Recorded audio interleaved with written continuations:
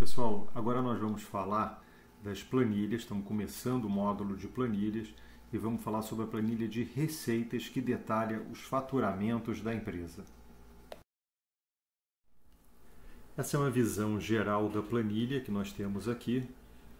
Essa planilha tem algumas abas a mais, algumas subplanilhas a mais, tem dados que eu não havia comentado, é só um resumo das informações, mas basicamente ela é receita, os investimentos, a parte de despesas de pessoal, a parte de despesas pré-operacionais que são consideradas investimentos também, o demonstrativo de resultados, que é basicamente receita menos despesas, o cash flow, que é o fluxo de caixa para a gente fazer a avaliação do investimento, e a parte de gráficos.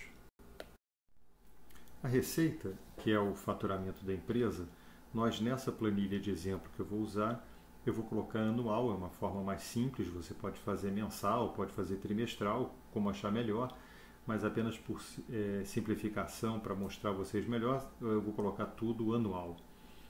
E o faturamento, como é que você calcula isso?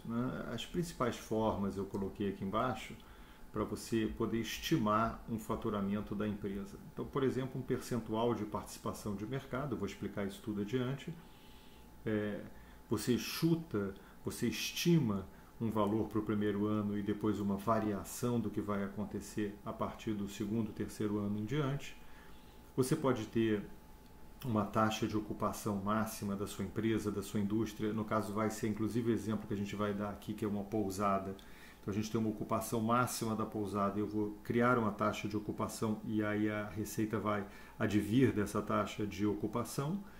Ou você pode até fazer uma estimativa baseada no mercado de quantos consumidores você vai ter, quanto cada um vai pagar por ano por seu produto. A gente vai dar exemplo melhor para vocês entenderem cada uma dessas formas que eu estou sugerindo para calcular a receita.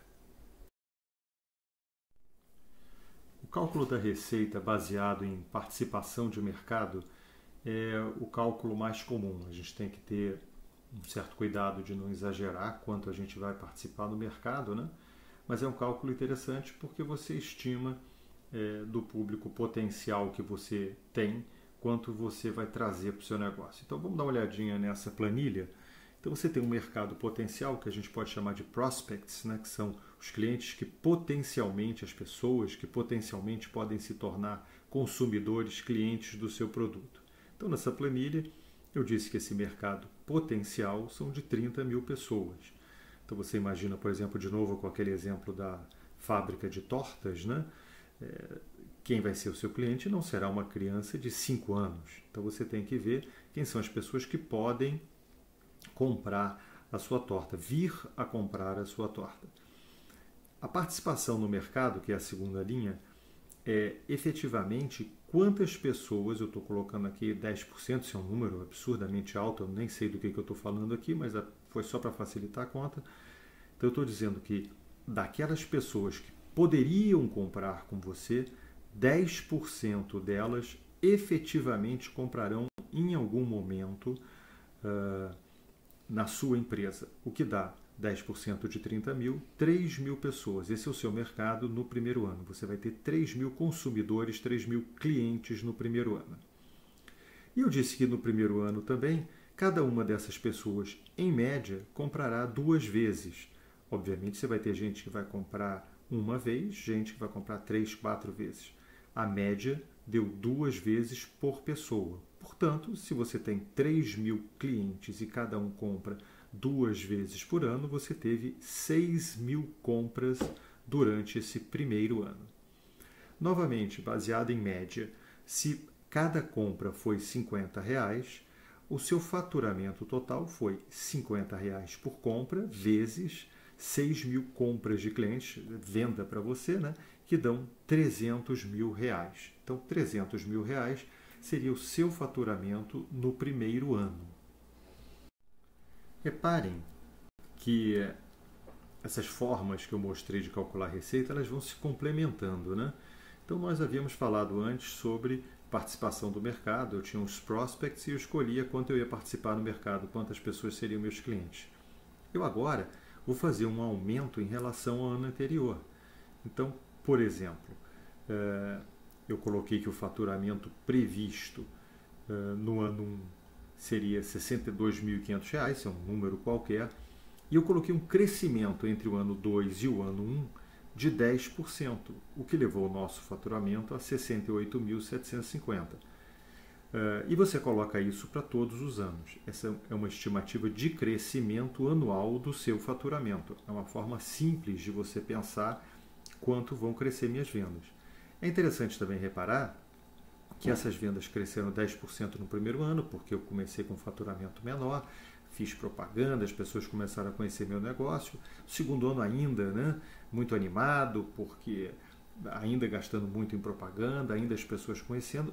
Já no terceiro ano, eu tenho um crescimento menor e depois menor ainda, o que é natural. Você tende a estabilizar o crescimento do seu negócio numa base um pouco menor, né? Então, esse é uma análise que a gente faz, bastante comum, do crescimento anual.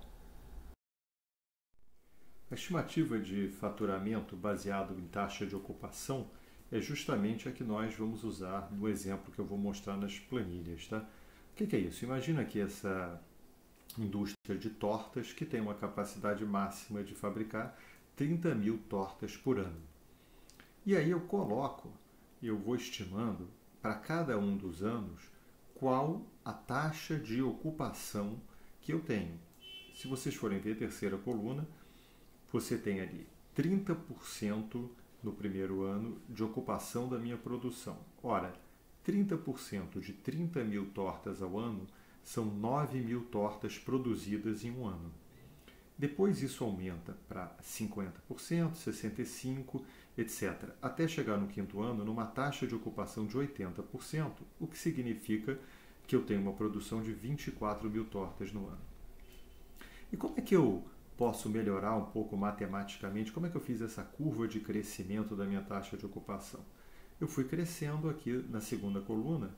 Vocês reparam que coloquei aqui 20%. Então, eu tinha 30% no primeiro ano de taxa de ocupação, aumentei 20%, fui para 50%. Depois eu ainda aumento, mas eu aumento menos do que 20%, aumentei 15%. Taxa de ocupação foi para 65%. Aumentei menos ainda, depois de eu tinha aumentado 15%, aumentei só 10%. Então, de 65% fui para 75%, e assim diante. O que é razoável, né? Eu continuo aumentando a minha taxa de ocupação, mas eu aumento cada vez menos. Então, essa é uma forma interessante, é a forma que nós vamos usar para o exemplo da taxa de ocupação do hotel. Por fim, vamos calcular aqui uma estimativa de receita baseada na variação do número de consumidores. Novamente, lembrando que todas as formas de receita meio que se misturam, vocês vão ver isso. Então, por exemplo, suponha que você tenha no ano 1 1.000 consumidores, 1.000 clientes efetivos para o seu produto e que a venda média para cada um desses clientes seja de R$ 100. Ora, se você tem R$ 100 por cliente, 1.000 clientes, 100 vezes 1.000, R$ 100.000. Esse seria o faturamento no ano 1. No ano 2, eu estou colocando o número de consumidores crescendo 10%. Portanto, em vez de 1.000, você vai ter 1.100 consumidores. Como cada consumidor gasta R$ 100 por ano, R$ 100 vezes 1.100, 110.000. E isso progressivamente. Novamente, olha que interessante, a gente continua crescendo o número de consumidores ano a ano, mas cada vez menos. Então, do ano 1 para o ano 2, cresceu 10%, de 1.000 para 1.100. No ano 2 para o ano 3, nós ainda mantivemos 10% de crescimento. Então, cresceu de 1.100 para 1.210. Já no ano de 3 para o 4, nós crescemos apenas 5%. Então, foi de 1.210 para 1.270. E no último ano, crescemos apenas 3%. Então, continua havendo crescimento do número de consumidores, só que cada vez menos.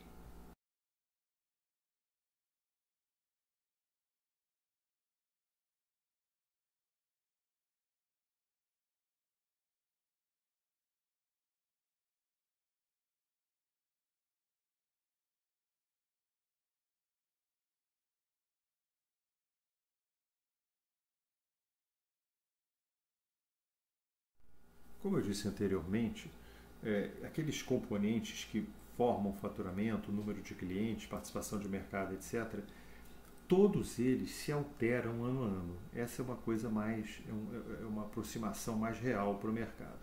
Então, por exemplo, você tem um número de prospects, quer dizer, pessoas que potencialmente serão seu cliente. Isso altera também de ano a ano, né? É natural, até pela informação, pela divulgação, pela amplitude, você vai pegando mais cidades ou vai trabalhando no Brasil, o Brasil cresce, você tem mais pessoas chegando na idade objetiva. Então o número de prospects cresce. A participação no mercado, essa é mais comum, de crescer mais rápido, também cresce, quer dizer, portanto o número de clientes também cresce. Se você tinha 1% do mercado, você quer ter 1,1% do mercado no ano seguinte, né? É natural que você fique buscando esse crescimento. O valor médio de compra, em geral, tende a crescer também. Existem casos que não, mas em geral tende a crescer por quê? Porque o cliente que comprou uma vez com você tende a voltar a comprar e a cada vez valorar mais aquela ação de compra, né?